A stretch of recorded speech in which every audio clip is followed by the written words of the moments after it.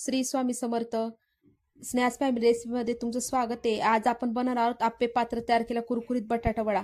हो, अगदी कमी तेलात, बाहेरून एकदम खुसखुशीत आणि आतून मऊ मसालेदार असा हा वडा आहे.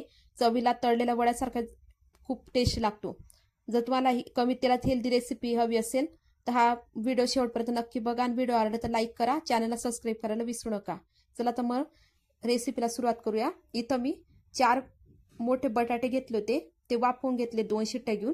आता एक मिक्सरच्या भांड्यात मी हिरवी मिरची, अद्रक, अख्खे धने आणि लसूण घेतलाय. त्याला छान असं बारीक वाटून घेतलं. आता इथं उकडेल बटाट्याची मी साल काढून घेतली. आता याला छान मॅशरने मॅश करून घेऊ.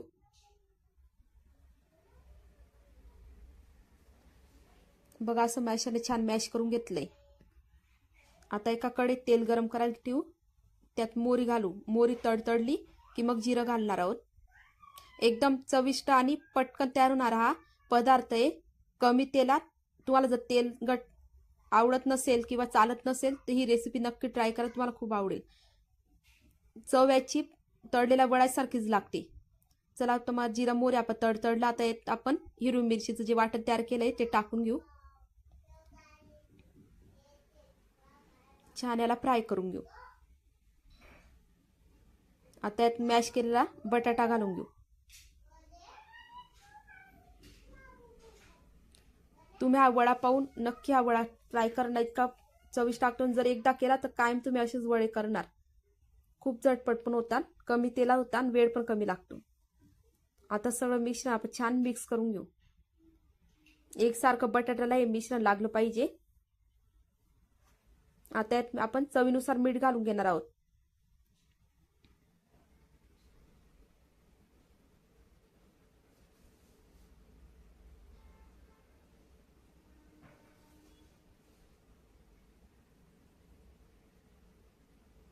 आणि हळद घातली कलरसाठी. आता याला छान आपण मिक्स करून घेऊ. मीठ आणि हळद आपली पूर्ण बटाट्याच्या सारणला लागायला पाहिजे.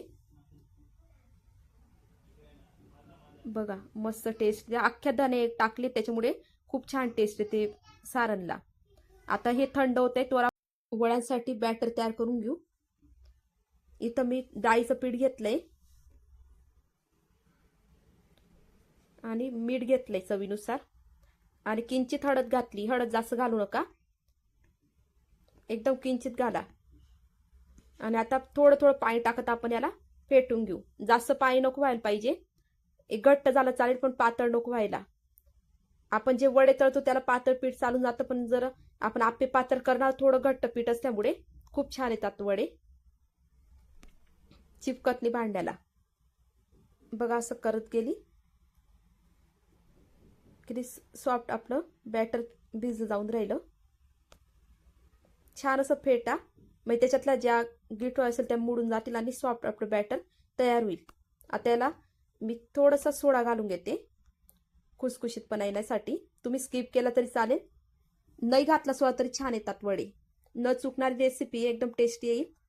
एकदा नक्की ट्राय करा, कमेंट्स नक्की सांगा. आता आपलं बॅटर पण तयार आहे, सारण पण तयार आहे. आता आपण पूर्ण सारणचे असे गोळे तयार करून घेऊ एकसारखे. मी माझे 4 बटाटे होते, त्याच्यात माझे 12 बरोबर झालेत. मी 12 आप्पे पात्र 12 होतात म्हणून 12 गोळे तयार करून घेतले एकसारखे. आता आप्पे पात्र मी तापल्या, तर त्याच्यात आपण तेल घालून घेऊ. थोडं थोडं तेल टाकायचं. आता यात आपण बघ थोडंसं पीठ घालून पाहिलं, मस्त तेल तापलंय. आता एक एक गोळा पिठात टाकू आणि छान त्याला कोट करून छान कोट करा चारी बाजूंनी पिठाने आणि भांड्यात टाका. बघा, असे सगळे पीठ सारणचे गोळे मी टाकून घेतले. आता एका बाजूने छान झाले. आता त्याला पलटी करून घेते. सगळे छान असे पलटी जो होतील आपले झाले. आता यावर थोडं थोडं तेल टाकू, जास्त नाही. आणि नाही टाकलं तरी चालेल, पण मी थोडं चव येण्यासाठी टाकले वरून तेल. बघा, आपले छान वडे तयार झाले.